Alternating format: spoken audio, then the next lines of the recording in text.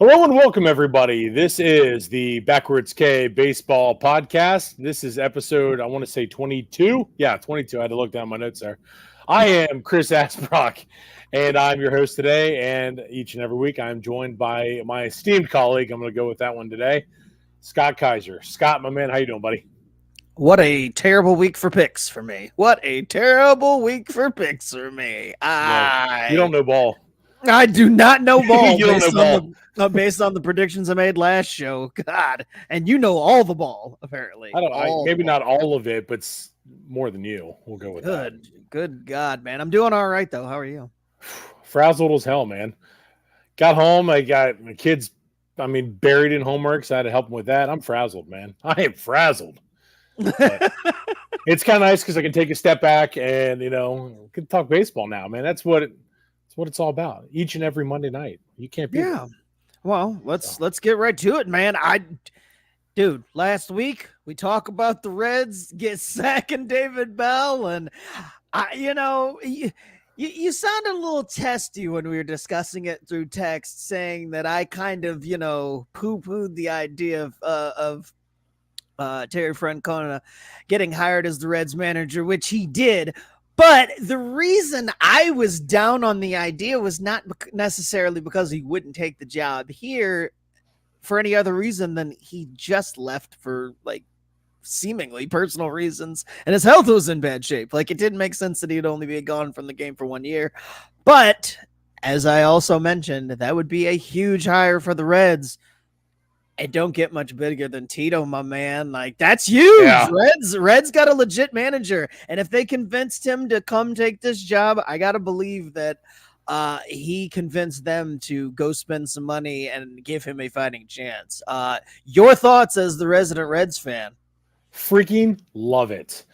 This was one of the names that, obviously we had mentioned last week. And, I think when it came down to it, as much as I want him, I was a bit skeptical as well because, again, he did leave.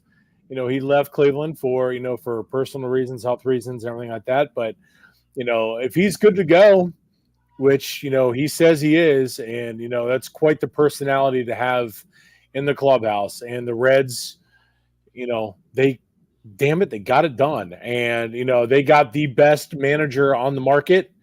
And I think that's a home run hire for this team. Now you have to go out and you have to bring guys in now to, obviously help build up this, this roster and, make yourself, competitive and give Tito a fighting chance. But man, great job by the Reds. We've shit on them a lot and deservedly so. They are, they're not void of, of any criticism.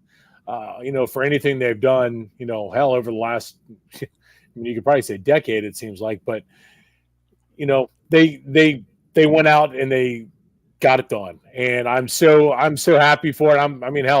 We're in the middle of playoffs right now, but I'm ready for spring training. I want to see what this is going to look like. I think, he came in here, he was, he said he's ready to go. He's ready to, kick ass. That's fun. And he's like, that's what it's all about. And completely agree. Now, obviously, taking a job like this, had to have some reassurances from management and the front office that they're going to spend money to bring guys in. Damn it, do it. There's guys out there, like an Anthony Santander. Hell, you can even break the bank for Pete Alonso, for God's sakes.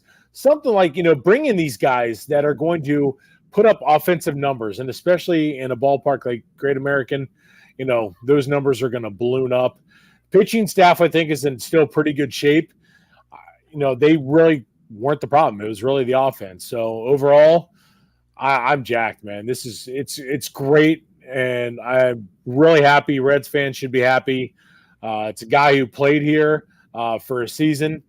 He obviously he knows the city, knows the franchise, so I'm jacked. I love it. So, yeah, big coup for the Reds pulling this off. It was not expected. We talked about it last week. Didn't think that it would necessarily happen for a variety of reasons, but one of them being the fact that they just don't spend money, enough to lure somebody of his caliber into Cincinnati, but they did, and good for them. Now let's hope that they can, finish the job and advance it forward. It's one thing to hire a manager; it is another thing to get it right on the personnel side and make sure that you're making the necessary moves. Because at the end of the day, the players play the games.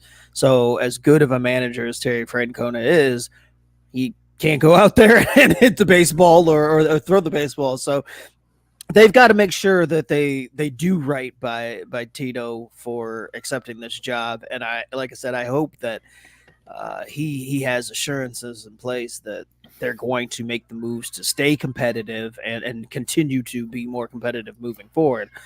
Because ultimately, if you don't, like we talked about last week, if you don't spend the money and you don't do things to move things forward, as far as an organization, from an organizational standpoint, then you're just gonna sit around spinning your wheels and be stuck rebuild after rebuild after rebuild. But huge move for the Reds to do this. I'm excited. He's always been a guy that I've enjoyed watching manage from afar. Even when he was with the Phillies way back in the day, I believe the Phillies gave him his first managerial shot, if I'm not mistaken. But Yeah.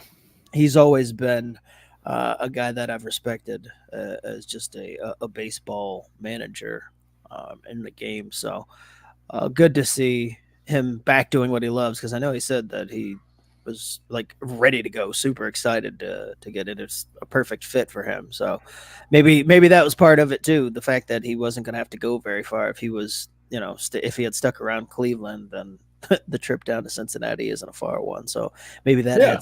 had some appeal to it if he was staying local to the area. So good move for Cincinnati though overall, and we'll see what it looks like moving forward into spring training and the rest of the off. But first, the off season, that'll be a big clue as to if it's going to be the same old Reds or not, with how they handle the first parts of the offseason with the winter meetings and free agency and whatnot. And that doesn't mean that they go out and blow their load on the biggest names or get in on the Juan Soto sweeps, Yeah. anything crazy like that. But it's just going out and being in the conversation with guys, being the finalist for some of the bigger names at certain spots, and not the top of the board guys. You don't have to go out and sign superstars. Would this city love and this team benefit from having a Juan Soto? Sure, but that's not Yeah. a move that any Reds fan or anybody like that should be expecting. It's just No, and it's I was kind of going through. mid-level moves, kind of like with the Royals. I think the Royals are a great blueprint, and it's a blueprint the Reds have used before, where they've gone out and signed veteran guys that maybe they can get a little bit of a deal on, and it turns out to be gold for them. So Yeah, I mean, I'm just looking at some of the names that are free agents, this offseason. I mean, obviously they're you got Scherzer and Verlander, the top two. Well, hell, Garrett Cole are the top three pitchers. They're not going for anybody like that. Soto, not a chance. You got Cody Bellinger who's out there. That could be one to he's an entertain. option. Yeah. Yeah, I mean, you have Teoscar, because I think at this point in time, and I've said it before, to me, I'm moving Ellie to the outfield because you have an abundance of infielders that you can play around with. And I think if you're able to bring somebody in, like I said, to me, if you're able to go out there and if you're one free agent, if you can bring in a guy like Pete Alonso, throw the Brinks truck at him and bring him in here. Like I said, he's going to put up massive numbers.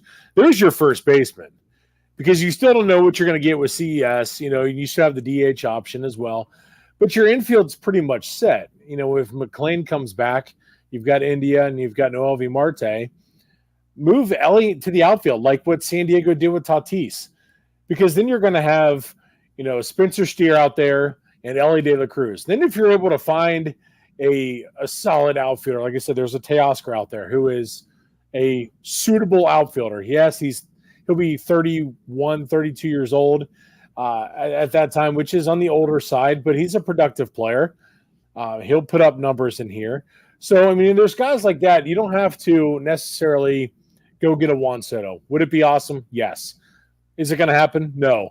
But if you can go maybe just under that, like I said, and go for a Pete Alonso and see what happens, if you're, like you said, Scott, if you're in the finalists, you're in that conversation towards the end, that really says a lot, because you're not going to win on every single free agent. It just doesn't happen. Right. So, if you're able to go in and be a finalist for somebody like that, to where, the rest of the league is like, oh damn, the Reds are serious now.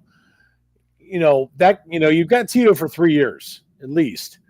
So, go for it. I mean, you have a ton of young talent on this team that I think, like you said, Scott, is, the manager is not at fault for going out there and hitting and stuff like that. David Bell was not at fault for a lot of the crap that went on with, this ball club not being able to hit or anything like that. Is he, to blame at some points? Yes, but he doesn't shoulder all of it. But in a situation like that where you've fallen flat twice, you have to you got to make a move. And unfortunately, in this case, it was David Bell, but it worked out because you bring in a guy like Francona, who, again, he's got the name recognition and he is the top guy on the market now, and the Reds got him. So now you supplement that with bringing in hopefully top quality free agents as best you can. Again, you're not going to go out there and you're not going to drop, $1 billion on free agents total like the Dodgers do. But if you're able to reel in a big one and, obviously, complement that with a couple other smaller to mid, moves, I think you're going to be in for a really good season in Cincinnati next year, which would be, like I said, phenomenal, because they've taken a lot of the heat off the Bengals so far with this move today, which is nice. But it's you've got a chance to really do something here. So now's the time for ownership, who promised all these moves, when they took over. Now's their chance to to really put up or shut up now. So let's do it. Well, like I said, time will tell on how they. But I I assume in short order that Francona will be able to get this team at least looking more similar, and a lot of it'll have to do with health, obviously, because they suffered with McLean going down and being out for the entire season and things of that nature. Frito was in and out, off and on of the DL all year, and it just they got hit with the injury bug like the league did on the whole, like we've talked about on plenty of times. There's just injuries after injuries. They weren't immune to that, but I would expect that, within the next year, he would have them looking at least like we saw them from a year ago. Not this year's version, but last year's version, where they were pushing for that final playoff spot into September. And, excuse me, obviously came up a little short, but that's the type of managerial impact that Francona can have, that even if they don't go out and necessarily make a whole bunch of moves or only make a couple minor ones, I would expect them to at least be competitive next year and push for a playoff spot, even if they miss out on it just barely.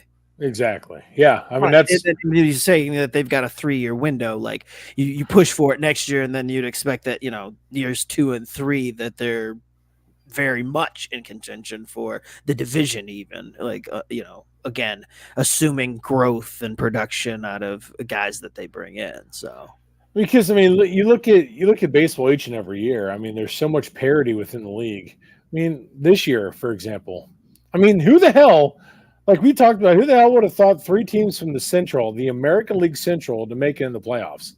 I mean, that's crazy. So, you got stuff like that. And then you and I were super high on the AL West. One team got in, it's a weird, each and every year it just brings a lot of weirdness to it. And, you got a chance now to really do something. So go for it. That's, you've captured, baseball fans again here in Cincinnati with just one move. I just hope this isn't the biggest move they make. Yeah, which, I mean, you have to worry about that sometimes with franchises when they hire the manager. It's one of those, and especially in this case, you mentioned that it recaptured Reds fans' imagination.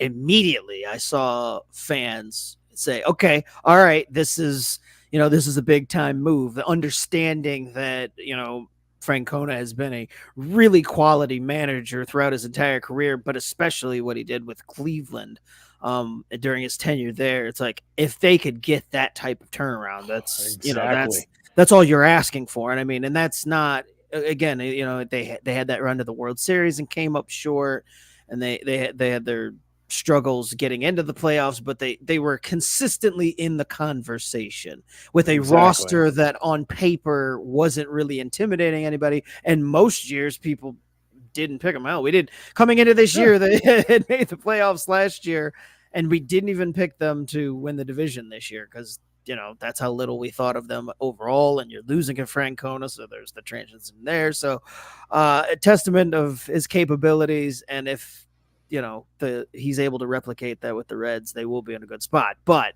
that can't be the only thing that ownership does just as a shut up the fans type move, like, oh hey, we did something, because Yeah. that one, fans see through it relatively quickly. You get through the entire offseason of not signing anybody, and the only thing you've done is that.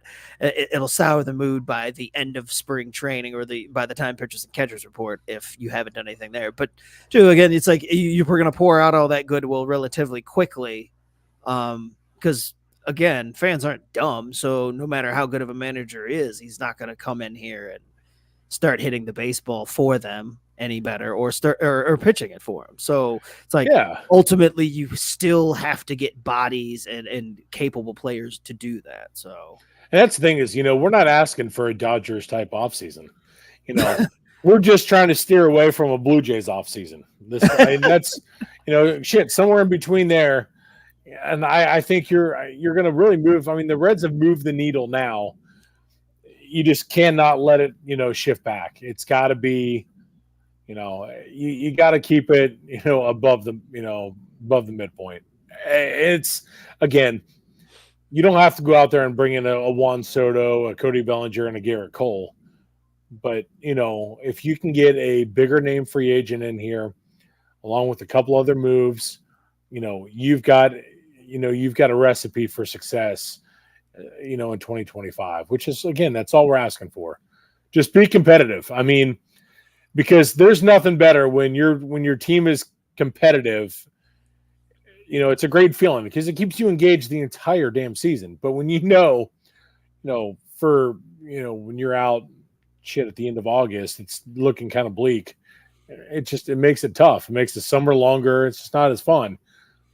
But a guy like Tito, can definitely he can get the most out of a lot of these guys. So hopefully that'll be the case this year. Well, we've talked enough about the Red situation, and they kind of, somewhat stole the show by upstaging the start of the playoffs with the firing and now the hiring of Francona. But man, the playoffs have been wild since we last checked in. As I started off the show by saying, I was very wrong about all of my predictions. I did nail the Braves, though. The Braves came in with a whimper, and blink and you missed it. They were out. So nailed that one. But other than that, man, my spite pick against just about all of the other teams has not worked out. And the Astros getting back to the World Series has blown up in my face spectacularly. I am okay with that, though, because the Detroit Tigers have continued their Cinderella season right through today, tying up the series with wow, I almost did it for the second. I know you almost did it again. The Guardians, my gosh, to tie that series up 1-1. But the Tigers defeating the Astros in the wild card round, 2-0. Scooble, the story of both of their series is so far today, him pitching a gem to tie that series up or help tie that series up. And then in the very first game, as Chris and I both did get accurately, was the fact that Scooble would lead the Astros to a Game 1 victory and just dominated. But again, did not see the fact that the Tigers would be able to take care of the Astros and knock them out altogether. So been the most exciting part of the playoffs so far is the Tigers, but they've only been outstaged a little bit by the Royals on the AL side of the bracket because they knocked off the Orioles, a team that again I had in the American League Championship Series. So both of my AL Championship Series picks knocked out before they even got out of the wild card round. The Orioles, wow, just did not look great the last month and a half of the season compared to what they had earlier, and it continued. 2 games they struggled, couldn't really score, and the early exit. But kudos to the Royals for doing just enough to get past them. I mean, just like we talked about though last week, the American League has been much more exciting than the National League, and then we'll get to the National League in a minute. The National League has had a few exciting moments, but the American League has been the much better series and the much better overall excitement. And that was the one thing that you and I both did agree on in both series was the game 1 on how that was going to go. Yes, because for both the Royals and the yeah, exactly, yeah, because that game 1, with Reagan's against Burns, I was like, all you've got to do, if you can steal game 1 with your ace on the mound on the road, then it opens everything up, because then all the pressure shifts on, the home team, who's the favorite. And that's what we saw in both series. And, Scuba was phenomenal and Cole Reagan's was phenomenal. And that's, again, you give these guys any bit of hope, because now, these teams are playing with house money. That old saying there. Yeah. It stands true, though. The Tigers, I think that was more impressive than what the Royals did. Just because, they went in and, they took care of business in Houston, which I think a lot of people, based off the way the playoffs were kind of lining up, were going to pick, to go to the World Series and if not win it. I know we were, you and I were guilty of that, at least at some point, this year. But, the Tigers, man, that was the cool part, watching AJ Hinch, talking about, oh, man, somebody let the Tigers get hot, and that was cool to see them get all jacked up in the locker room. And, it's fun. This is what is the beauty of baseball, because all it takes is, a great starting pitching performance and how far that goes. And, like I said, you get your ace to take a game, a game 1 on the road. It mounts up so much pressure for the team, the favorite, in games 2 and 3, if it makes it there, because again, all it takes is one pitching performance to really set the tone. And we saw that from both the Tigers and the Royals. Yeah, both again, and this time of year, the pitching is what usually dictates all of these series. I mean, I would say the Orioles didn't pitch poorly in that series, and neither did the Astros. Really, both were well played series, low scoring. I was just going to say low scoring was the key. There wasn't any craziness that went on. It just the Tigers and Royals both, oddly enough, made the clutch plays in the key moments that you have to have, and the Orioles and Astros just didn't. Like, that's all it came down to, was that the other two teams were more clutch. And shocking in the fact that both the Orioles and Astros were picked to be the more clutch, especially the Astros, who've been here so many times, and Detroit having to go to Houston, and just all of the factors that suggested that the Astros should have won, in a sweep instead of Detroit. But here we are, and now the Tigers find themselves locked in Cleveland. And I was noticing something just before I started the show. The only matchup that currently is not a division rivalry matchup is the Royals and the Yankees, because Cleveland's playing Detroit, New York is playing Philadelphia, and LA is playing San Diego. So New York and Kansas City has the right of being the only team, or the only matchup, that is not a division rivalry that you see, multiple times throughout the season. That's Royals, Royals down 1-0 in that, and as mentioned, Tigers and Guardians tied 1-1 in their series. The Royals and Yankees just starting or just about to Yeah, start. that's in the. I want to say it's in the third inning right now. I want to say it's still scoreless. But Okay. real quick before we move on, I don't know. Were you planning on moving on? No, no, no. I mean, I was Okay, getting ready to head over to the National League. that's just Industry. okay. I Yeah. was going to say before we switch, does it not feel like you get a little bit of a Texas Rangers vibe from last year with the Tigers this year? I'm getting that Um, vibe. Like it's a weird. a little bit. I mean, obviously the similarities of them getting hot. I guess the difference is it felt like that Tigers team. It had more veteran presence. So it was like Yeah, they're guys that you were more expecting. Like this Tigers team. I mean, I'm a pretty big baseball fan myself, and there's some I can't name like the entire Tigers roster. I can oh, not a name chance in guys here hell. and there, and name guys here and there, and they're all just so young. So that's the difference. Like, there's definitely some similarities in the fact that they've both hit the heat check at the right time, but different in that it's just these kids on the Tigers have no idea what they're doing. They're just going out there every day playing ball and having a good time and don't know any better than not to lose at this point in the year. So Exactly, and that's one thing I'm watching here because I've got the Royals game on right now. Um, I think the tough part was the way the Royals lost that game on Saturday night.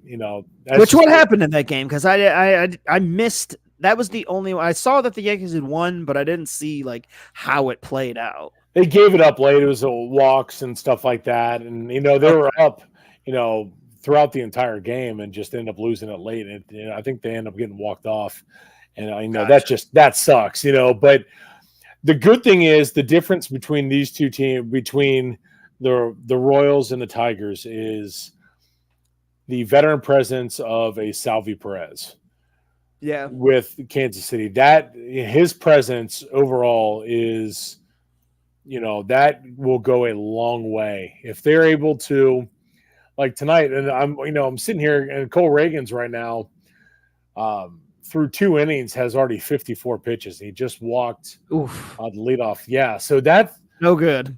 exactly. So I'm watching that. I'm going, oh shit, he's already at 54 pitches, and he's already walked the first guy on. And let's see, Soto's up now. It looks like, yeah. So now you've got Soto. It's just you're in a bad spot, and he's got to get it together because if you get to that bullpen, I mean, I could see this easily kind of going sideways for him. But a guy like Salvi Perez, though, to go back to that point, could be the difference between how far the Tigers go and how far the Royals go. Just that veteran presence, a guy who's been there before, won the World Series, just a great Yeah. clubhouse guy too. But I tell you what, though, I'm liking what I'm seeing right now from Detroit. I really am. Well, and Sarah pointing out the way the Tigers have managed their pitching, and this all goes back to Yeah, AJ Hinch, switching out the two starters, and the third night it was the all bullpen, and the fact that it's worked. Like every button that Hinch has pressed recently has worked. Like I mean, over the yeah. last 2 months, basically. Like that. Sometimes when you just get in a groove like this, and you have a veteran manager who, again, we talked about has been here, done this with a much more veteran team. He Yep. knows how to win. He knows what it takes to win this time of year. And it's just he's firing on all cylinders. Like he can't make a wrong choice. And I thought, we talked about it last week, but maybe even I downplayed it a little bit. It's just like maybe that was more of an advantage than we realized, the whole Hinch versus his old team thing. Like, even though the Astros had the names on the back of the jerseys, just the outmaneuvering by managers. Because, like, this time of year, again, managing makes a huge hell of a difference. Like, over Oh, 162, whatever, managers will make bad calls here and there. Like, it just happens. But in the playoffs, a good manager and a great manager can win you ball games. So, I gotta give Hinch a lot of credit for getting these kids to play like well over their heads in most cases. So and that's the thing. Like having a guy like AJ Hinch, as your manager is huge, and that's why part of the reason I was saying the the Rangers vibe is because of that. Gets them hot later, or, right at the end of the season, and then into because it's kind of exactly what Bochy was like. You get a guy like Bruce Bochy in your clubhouse, there you go, and just that experience all the way through, it certainly helps out, and that's what the Tigers got right now. And I think, like I said, the way they're playing, and for them to come away with a split now, going back to Detroit, man, it's going to be a hell of a lot of fun. Well, let's shift gears and go over to the National League because the National League is my nightmare. Like I mentioned, Braves got knocked out by San Diego, which means San Diego went on to face the Dodgers. The Mets would not die, it would not go away, and are still here. Beat the Brewers in the wild card round and are tied 1-1 with the Phillies. I take no joy in anything that goes on in that series. I wish they could both lose. It's unfortunate. But right now, at the National League, mentioned being my nightmare, is because really there's only one team on the National League side that I will be okay with coming out of and representing the National League in the World Series that I won't have to actively root against, and that's the San Diego Padres. I am hoping against hope that they find their way into the World Series. Again, tied with the Dodgers in that series. A lot of wildness. I mean, I mentioned the fact that these are division rivalry series, all except for the Yankees and the Royals. The Dodgers and Padres got chippy last night. It's been chippy in the past. They've kind of had a little brother, big brother thing, but at the end of the day, LA kind of always, being big brother ends up on top. But San Diego fighting back over the last month of the season, got into a position where they could have taken that division, came up just short, but meeting in the playoffs and the trash talk going back and forth that the Los Angeles Dodgers fans just today lost their minds and proved once again that they are some of the most terrible fans in baseball as they threw a bunch of things onto the field out of frustration and out of being sore losers that they are. Yeah, I don't know. It's a frustrating type thing. It has no place in any sports. Exactly, yeah. But you're throwing stuff on to the field of play, it drives me crazy, and it's even worse when it comes in the postseason. I hate that type of stuff. So to see it happen and know that came from trash Dodgers fans is just another reason why I hope that the Dodgers find a way to blow this series. And in the first game, I predicted that they would because of their pitching. And in game one, they were behind. In both games, the Padres have gone up in the first inning. Yeah, they came out on set the tone both games. But that home run that Ohtani hit, the 3-run homer that Ohtani hit in game one to tie that series, one of the most epic bat flips that you'll ever see, and some of the most emotion that I think Ohtani's ever shown in the moment off of a hit. It's as much as I hate the Dodgers, it's just so hard to hate the individual players, and I don't hate. I know that's what sucks. I know. It's, like a guy like Mookie, you can't. Yeah, right. I don't. I know. But then as fans, a collective, you're like, damn giant. Yeah, their fans are giant d-bags, and like I said, the throwing things on the field drives me up a wall. So, yeah, why? Why? There's no because Jerks and Profar robbed a home run right at the beginning and stood there and stared at you down. Who gives a shit? Yeah. Well, and then they got upset because Fernando Tatis was out in right field, salsa dancing, and he always does that. I was gonna say, which he always does. He's always done that. Yeah, not anything new, but they got butthurt about that, and it's just the usual type of crap that for me it's what ruins fandoms for certain teams. It's why I dislike Yankees fans and Mets fans, or the Mets and the Yankees and the Dodgers. And the Phillies, throw them in there too. A lot of it just ends up being because their fan bases are just the worst type of human beings. Yeah, no, it's true. And fan bases will ruin a lot, and that's what sucks. you see a guy like Otani, and it's, I mean, freaking Otani. Like, he's the one of the greatest players we have ever seen play, and it's it's being ruined because, like you said, their fans are d-bags, and that sucks. Like, but it was, I mean, it was great to watch last night. Watching Machado go right after Flaherty, and they're just jawing, and it was Yeah. I was loving every second of it, because that's the beauty of postseason baseball. It's mano a mano.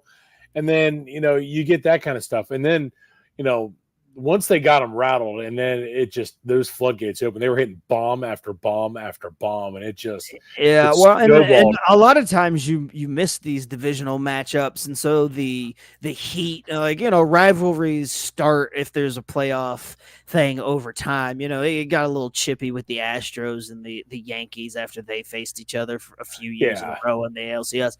But when you get those interdivision rivalries, I mean, even the Mets and Brewers series went back to the beginning of the year. Dang.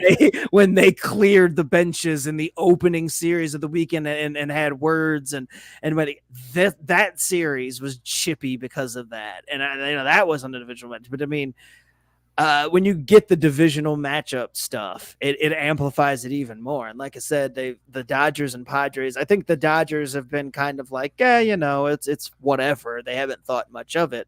And the Padres have been like, we got to finally get over that hump. But the fact that the Padres have kind of struck all the way back, and it's, at the moment at least, are kind of like on this even footing, I think has Dodgers fans a little bit shook. And clearly, they don't know how to respond when they're, faced with any type of adversity. So, and Petco Park is going to be an absolute electric factory. I can't. That place is that is going to be just phenomenal to watch. It's going to be so much fun. It's what it's all about. Yeah. Well, and okay, so 1-1 in both of those series. Headed back to New York and the Philadelphia New York series, and San Diego and the San Diego LA series. Are you sticking with your choices on each of those? Which I think you had Philadelphia making the CS and the Dodgers, and I had Philadelphia and San Diego. Did I pick San Diego, or did I pick the Dodgers? No, you picked the Dodgers because I thought you had the Dodgers in the World Series from the National League. Damn it. In my heart of hearts, I want San Diego, and I think Salvador Perez just goes yard. There we go. 1-1, top four. Hell 1-1, top four. That's what we're talking about. Off of Carlos Rodon. There we go. I'm gonna go. Honestly, I'm gonna go. I think San Diego, because of the whole pitching thing. You saw what Musgrave. Well, who's done? Yeah, for the year, though. That's not who I was Tommy thinking John. of. Shit. Who is it? Oh shit. Michael King? No. Maybe. No. Hell, I don't know. Because Darvish was flat out dealing last night. Maybe what? Who pitched? It was Michael King pitched. Well, Michael King pitched against the Braves and shut him. Yeah, who pitched game one for? It would have been what's his name from Chicago? I know. I don't know why I said Musgrave. That's the only name I could think of there. Shit, who was that? All I can think of is the Glorious Stash. Oh my God, I know. Coming to me. Shit, I know. Now I'm gonna have to look this up. Dylan Cease, there it is. Thank you. It would have had to have been him because the Braves got swept. Musgrave started game 2, so then I assumed that meant that they were starting Cease in game 1 of the next series against no matter who it was against. Yeah. So I didn't watch game 1 of the Dodgers. I didn't either. I just saw that San Diego went up 3-0 in the first, and then later on in the game, Otani had tied it with a 3-run homer. And then through the course of the next innings, it was the battle of the bullpens from there. So tomorrow night you've got Buehler versus King, so that'll be that's advantage Padres. Oh, 1,000%. You can look at Buehler's numbers. He's what, 1-6? He's been terrible this season. 5.38 ERA. He'll have a short hook though. Oh yeah, they're not gonna let him go very long especially if he gets into trouble. I was gonna say if he gets into trouble, it's almost like first sign of trouble he's getting pulled. I would imagine. Yeah, because I think if you get if you get in serious trouble here and you end up losing game 3, then you are, you're in serious trouble. Let's see if they're okay. It's all TBD for game 4. But you're really putting yourself in a spot to where it's definitely advantage Padres. So I think, I think you have to be quick hook if Bueller can't get it going. But again, I'm gonna go the Padres. I think they are, they're the hotter team and they've got better pitching. So I'm gonna stick with that. And then damn, man, like the Mets, like you said, they're that turd that just won't flush. They will not go away. They really are the turd in the punch bowl. Yeah, they are.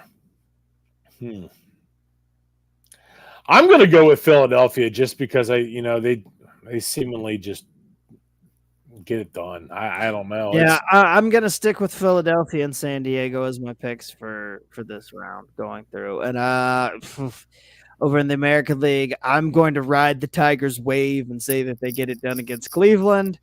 And because I hate New York, I'm going to pick the Royals to beat the Yankees just because. I hope you're right on both.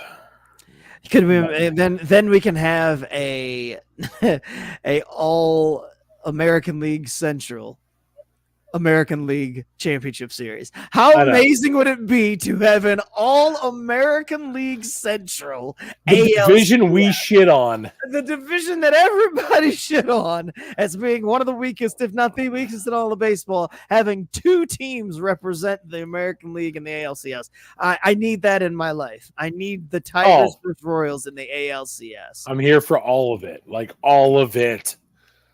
Oh, man. Good stuff. Well, I think that's all we got for this week because with the limited amount of games we have and putting a good bow on the Francona signing for the Reds, there's not a whole lot going on. So I know it's actually kind of nice to be able to actually cover the games because there's not 20 on a night. So we can actually kind of dabble into individual moments in the game. We can actually sound like we know what the hell we're talking about. I don't know about all that. Hey, fake it till you make it. It's got us this far. It's got us 22 episodes. I was just going to say, speaking of faking it, we did it through another one. Yay! Thank you, ladies and gentlemen, for joining us for another episode of the Backwards K Baseball Show here on the Craft Booth Sports Podcasting Network. You can find us wherever you find all of your fine podcasts. We're on Facebook. We're on Twitter. The Impact Sports Cincinnati Sports Network, as well as the Craft Food Sports Network, as mentioned, and YouTube Live every Monday here at 8. We love talking baseball. We love having you with us. Thanks for joining us this week. For Chris, I am Scott, and we will see you on next week's episode of the Backwards K Baseball Show. Good night, everybody.